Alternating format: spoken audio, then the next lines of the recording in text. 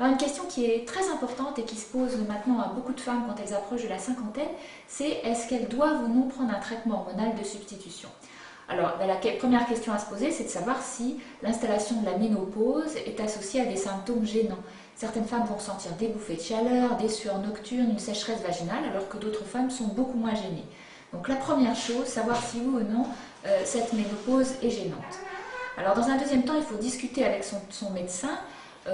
Effectivement, certains traitements hormonaux de la ménopause ont été associés à une augmentation du risque de cancer du sein ou des problèmes vasculaires, mais c'était essentiellement avec des traitements prescrits à doses beaucoup plus importantes, par exemple dans les pays anglo-saxons.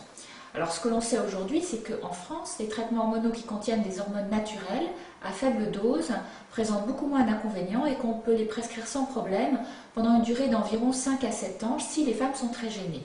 Bien évidemment, il faut en discuter avec son médecin et mon conseil, c'est peser ensemble les bénéfices et les risques de ce traitement.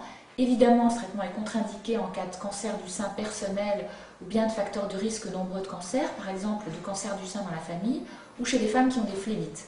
En revanche, chez les femmes qui n'ont pas de contre-indication et qui sont très gênées, un traitement hormonal à faible dose peut être associé à une amélioration de la qualité de vie considérable et peut être prescrit sans problème pendant quelques années.